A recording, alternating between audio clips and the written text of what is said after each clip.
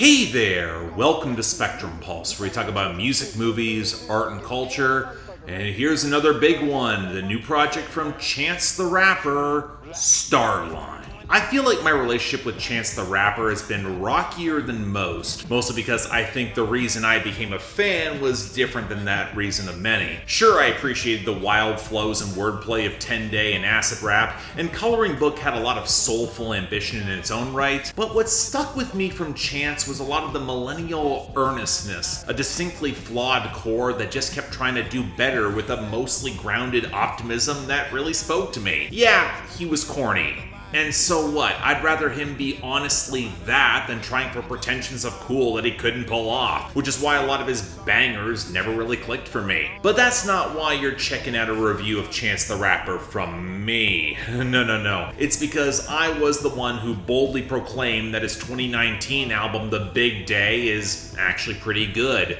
in spite of an avalanche of critics and public sentiment and culture telling him and the world otherwise. And yeah, you know what, I'm gonna double down here, because while the album has major problems, the length, especially the final third, the features don't always fit, there's an undercurrent of religious social conservatism that if you didn't see it coming, you must have missed significant chunks of Coloring Book. Really, all the problems on The Big Day were at least foretold, if also not issues with previous projects. I still kinda think the album works for what it's trying to do, which is capture the messy spate of emotions that comes with the whole event of getting married, accepting newfound family responsibility when your own past and relationship has some stains, and as someone who's currently in the mid to end stages of planning a wedding myself, the biggest underlying truth is that the most difficult part of wedding, it's managing everyone else's emotions and expectations. And truthfully, that's not what hip-hop wanted in 2019. Certainly not Chance's audience. They didn't want this sort of matrimonial joy, corniness and all, especially if it felt like he was excluding an audience who wasn't ready or couldn't afford that big wedding, especially the younger, perpetually single dudes, or all the guys that want to praise maturity but sidestep some of the softer responsibilities. Although, to be fair, the Little Brother Comeback album, May the Lord Watch, basically satiated all of them later that year. Now, I'm on the fence whether or not I would say Chance matured past his audience. I think that's a little dicey, but there was something uglier to the timbre of the backlash that felt more revealing than anything Chance did on that album. But regardless,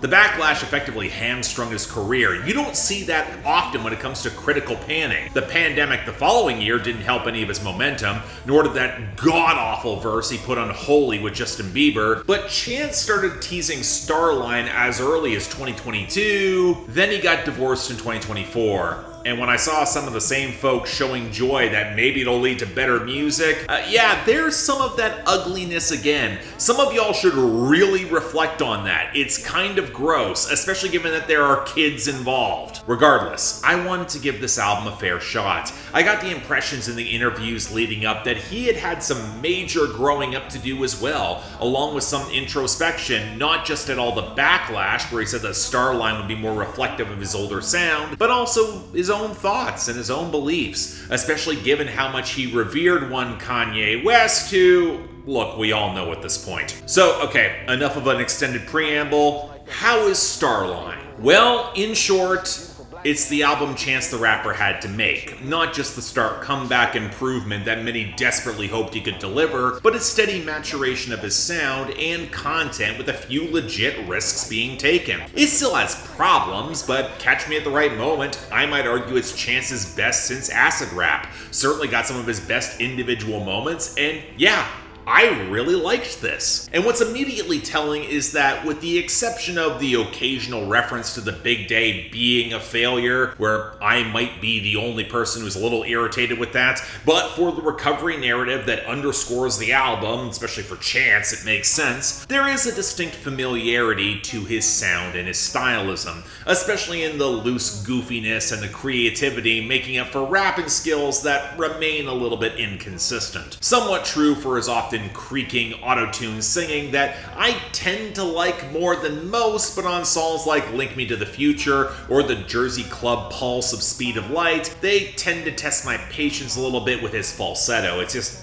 not very good. And set against the production that since the mixing and mastering polish is finally there, something that came from the big day, we either get something with more gentle organic flavor, where the synth gloss fleshes out more of the melody against the rickety texture percussion, like the ramshackle Jamila Woods collab, No More Old Men, until the gorgeous dewy springs break through on the outro, or the gospel backdrop of Just a Drop, where Chance unfortunately skids adjacent to some frustrating conspiracy theories, and Jay Electronica sure as hell is not beating the anti-Semitic allegations as he tries to describe Jesus' story with online cancellation, create a parallel, and a whole lot of ugly Jewish stereotypes. Not surprising given the past 2 years, especially as Israel continues to illegally perpetuate a genocide, even encroaching into the West Bank. But there's a difference between anti-Semitism and anti-Zionism, and I find it very telling that the folks that sought to pile on No Name are rather quiet with Chance here.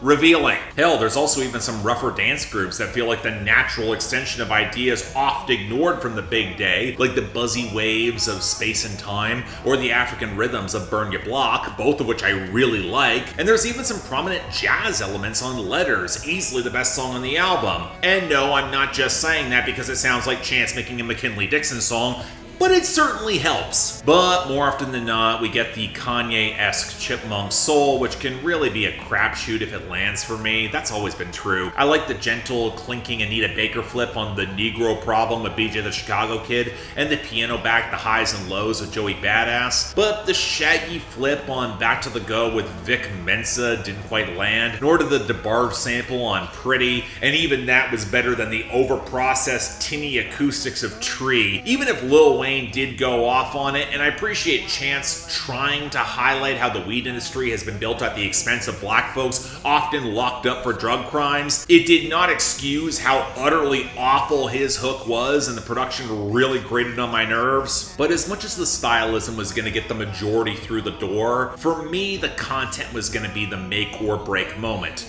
And you can tell that Chance knew that any sort of deeper sentimentality would have to be more grounded. So after some playful rapping to open things up, he gets serious pretty early, and a little bit more maturity is a good look and sound for him. His reflection on seeing fewer older men around his community and recognizing at some point he'll become one of those guys, leading naturally into the stark observations of police violence and racist abuse in the medical system on the Negro Problem, where the best thing Chance does is highlight how much of this is going to impact him as well. It restores some of that populism that some would argue he jettisoned on the big day. And while I did not expect a lot of follow through on this, it is Chance the Rapper. Throughout the majority of the project, he's way more focused on being introspective. We'll get to that. The song that legit shocked me was Letters, where Chance goes in on the black church for its hypocrisy, prosperity gospel bullshit, losing some of the revolutionary roots, with a sort of intensity and detail that can only come from a pew baby demanding that what he believes in can and should do better. Legit awesome. But aside from those, Chance either plays it looser and bouncier. I mean, Ride had its moments. Drapetomania was funnier than it had any right to be, with a pretty heavy groove, but Baby Chief Do It saying that he writes verses with AI had me unfortunately check out pretty fast. I also like the darker fervor of Burn Your Block more, certainly better than the utterly formulaic gun in your purse, when you can tell that Young Thug effectively sleepwalked through his verse. Or there's some attempts for Chance to get more introspective. And you can clearly tell that he's still stinging from the divorce. I mean, that was clear from the starting verse on the intro, but when you built your last album around your wedding and it fails very publicly, it's gonna prompt a heavier introspection. Questions at what he overlooked, what went wrong, deeper things about him as a man. I mean, it would do that, but man, it's hard to avoid the feeling that Chance just won't go fully there beyond vague, somewhat frustrated platitudes about life having ups and downs or the comeback narrative. I really like how the highs and lows is enough whimsical detail to temper the emotional roller coaster that both Chance and Joey have to stabilize amid some of their own demons, and that naturally feeds into Space and Time, where Chance can acknowledge how his personal journey kinda ruined his relationship, mostly his own fault, in his attempt to reconcile ultimately fails, but in the final couple songs, more of it just becomes affirmations for Chance's own self-love journey with lines like, I got left, but maybe I ain't find the right person. And while I think Speed of Love has some telling lines jabbing back at the fans who only just wanted acid rap and weren't ready to see him grow when he was trying to give them more grace, where for the record, I somewhat agree with him on that, I also feel like there was a deeper revelation that may have been missed beyond brushing off the haters. You could have gone more. Now, granted, I'm probably the only one who would argue he doesn't exactly need more than that to justify himself to them, but when your album once again runs long, after Letters, it can feel like the album's kind of spinning its wheels. Tighter construction would have made this much closer to great, even if I appreciate the gestures and introspection. But to pull it all together, look, Starline does what it has to do for Chance the Rapper to put him back in the conversation. Probably could have happened much earlier and probably would have been better in not such an overcrowded year for his own benefit. But if you're looking for the bounce back from the big day, it's gonna fill that niche handily. It sure as hell's not gonna change anybody's mind on Chance the Rapper nearly a decade after his mid-2010s peak of popularity, but the polish is mostly here and Chance's sense of humor is often desperately appreciated and underrated at the same time. As much as I was rooting for this to do more, I wanted this album to be great. Many of his problems are also still here. It's too long, the beats chosen can be a little haphazard, his singing is an acquired taste at best, one I've largely acquired but doesn't always work, the guest appearances wildly range in quality, and for every slight moment where Chance tries to get more conscious and real, a lack of specifics both broadly and personally kind of holds it back. There's a part of me that hopes that it's just transitional to get Chance back on track, but given how long it took for us to get this, I guess we take what we can get. It's good to hear Chance the Rapper back in the lane. Let's see a little bit more gas in the tank, where he can really go. So yeah, thanks a lot for watching. If you want to see more, please be sure to like, share, drop comments, subscribe. Yeah, I gotta admit I'm a little bit surprised that this is the album I want to tackle first. I got a stacked list of albums on my schedule coming up, but given that I am the one critic who stuck his reputation out and defends the big day when certain of my bigger colleagues really came down on it hard, I do stand by that. I think that album is a little misunderstood. It's not perfect, but I never said it was. And I do think this album builds off of that. It's better than The Big Day, but I also think it's not as great as someone make it out to be. And I think that sort of deconstruction is a little frustrating, especially in a year where hip-hop has been so great. But beyond that, though, if you have comments or thoughts, leave them down there below. Anything else I might be able to do to improve my presentation, I'm all ears. And if y'all want to get involved in helping get albums on my schedule, just argue with me on my Discord, or help just support the channel in general, link to my YouTube memberships and Patreon is right over there. Don't feel obligated, tough times, but the option's available. Till then, I'm Mark, you're watching Spectrum Pulse, and I'll see you next time.